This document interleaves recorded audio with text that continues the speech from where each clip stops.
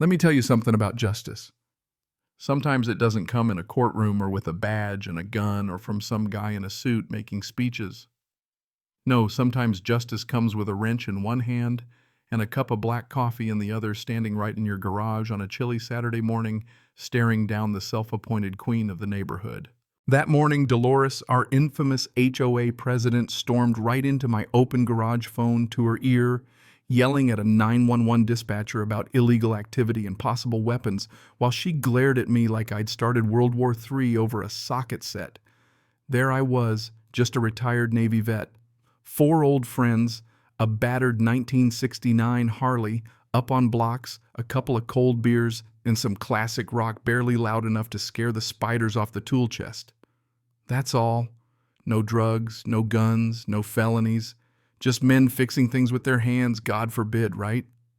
But Dolores was there, wild-eyed and victorious, sure she'd finally nailed me for ruining her property values. Sirens started to wail down the street, and she looked like she'd just won the Super Bowl. You won't believe what happened next. 3 months before that showdown, I thought buying 412 Maple Street was the best decision of my life. Turns out I was spectacularly wrong.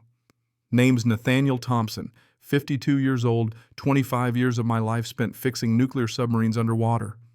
When I got out, I wanted nothing more than to tinker with old bikes in a nice garage, take a breath of fresh air, and live like I'd earned a little peace. The house was perfect end of the road, double-wide driveway, a garage that just begged to smell like motor oil. Even double-checked with the HOA before signing. Home workshops. They were legal, said so, right in the rules. I should have known better. You ever meet someone who ironed their jeans and vacuumed their garage floor like it was a hospital? That's Dolores Weatherby, 6 years running as HOA president. Mostly because nobody else wanted to be anywhere near the job. 3 days after I moved in, she materialized next to me like a ghost with a clipboard. What exactly do you plan to do with all that equipment? She sounded like I was about to dump nuclear waste in her begonias. I explained motorcycle restoration, just a hobby. Her lips twisted like I'd confessed to selling meth out of the back of my pickup. We maintain high standards here, Mr. Thompson. Her voice turned my name into a threat. First Saturday with my friends Bob the electrician, Jim the plumber, Carlos the heavy equipment guy, and Rodriguez, my old Navy buddy, who just so happens to be a cop. We were doing what we always did, working, laughing, maybe drinking one too many cold ones, but nothing you wouldn't see in any honest garage.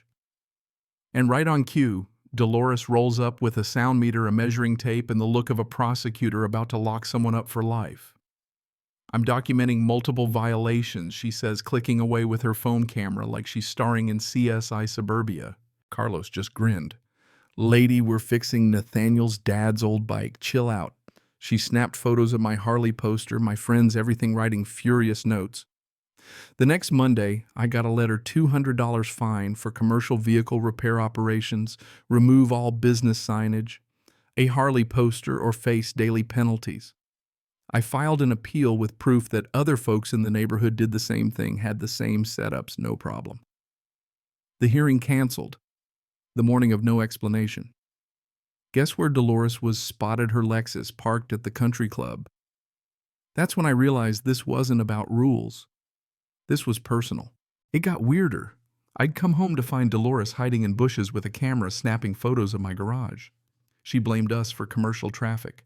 Bob's old van, Rodriguez's motorcycle, Carlos's beat-up Chevy. I'd find copies of her evidence slid under neighbors' doors, complete with notes about unknown chemicals, WD-40, and Coca-Cola, I swear. Then she went nuclear, filed formal complaints with the city, claimed I was running a business, advertising online, getting paid by customers. All fiction. But hey, 25 years in the Navy taught me one thing. Paper trails don't lie. I filed a Freedom of Information Act request at City Hall, spent a couple hours in a plastic chair, and got every complaint Dolores had filed in the past year. 7 residents, all working folks, single parents, retirees, everyone who didn't fit her perfect picture. Declining property values, inappropriate commercial activity, neighborhood character concerns, same phrases every time. I started putting 2 and 2 together. This was targeted harassment. I paid a visit to Mrs. Brianna, the retired teacher next door, the one who'd brought me cookies when Dolores first tried to run me off. She let me in, poured me green tea, and let slip a story. Dolores had run off the last guy who owned my place, a divorced electrician who used his garage for side jobs. Same story with 2 other families before him. She wants only office workers and retirees here, Mrs. Brianna whispered. That's when it clicked. This wasn't just about me. Turns out Dolores had a special interest in Rodriguez, my cop buddy. She'd been asking neighbors if he had a criminal record, what kind of people I was bringing over. The next Saturday, Rodriguez called. We've been getting some pretty wild anonymous tips at the station, he laughed, but don't worry. The desk sergeant knows me. She's just trying to stir up trouble. Then Dolores overplayed her hand. She stepped into Mrs. Brianna's flower bed while spying, snapping prize-winning rose stems with her heels. Mrs. Brianna had had enough. She called a neighborhood meeting, her living room packed with people who'd all been burned by Dolores one way or another. 12 folks each with their own war stories, bogus noise complaints, threats over kids playing basketball, reports of illegal vehicles. But Tom, the old HOA treasurer, had the real bombshell. He'd been kicked off the board for questioning management company bills. Phantom inspections, double charges, and the HOA fees jumped 40% when Dolores hired her nephew's company. Tom grumbled. I could feel my blood pressure spike. Next morning, I was in Tom's basement going over years of records. Turns out Dolores's nephew Derek had been bilking the HOA out of tens of thousands. Phantom repairs, triple management fees. And then the email's direct communication about targeting blue-collar residents to encourage voluntary relocation. That wasn't just fraud. That was discrimination. Civil rights violations. We put a plan in motion. Rodriguez called some friends in white-collar crime, federal friends. And just in time, Dolores amped up her campaign, started writing me up for unsightly storage, non-earth tone motorcycle covers, improper garden hose storage, $600 in fines in 1 week. Then she led 3 property assessors, total fakes, turns out around my house, talking about declining property values. When I called my realtor, he laughed. Prices are up 6% this year. I realized Dolores was manufacturing evidence for a lawsuit. We set the trap. Next Saturday, everything looked the same. Guys fixing bikes, cold beers, classic rock. Only difference was, Rodriguez brought a duffel bag full of recording equipment. At 10:45 sharp, Dolores marched right in, phone out, calling 911 about illegal business activity and possible weapons. She got right up in Rodriguez's face, never realizing he was the chief of police. Rodriguez pulled out his badge. You're looking for the police, ma'am. The police are already here. Dolores went white as a sheet. That's when the sirens pulled up. Federal agents, 3 police cars, 2 black SUVs. Dolores's phone clattered to the concrete. You're under arrest for filing false police reports, criminal harassment, and conspiracy to commit fraud, Rodriguez announced as the cuffs snapped on, but that was just the beginning. FBI agent Martinez stepped forward, folder in hand. We've been tracking your neighbor for 6 months, she told me.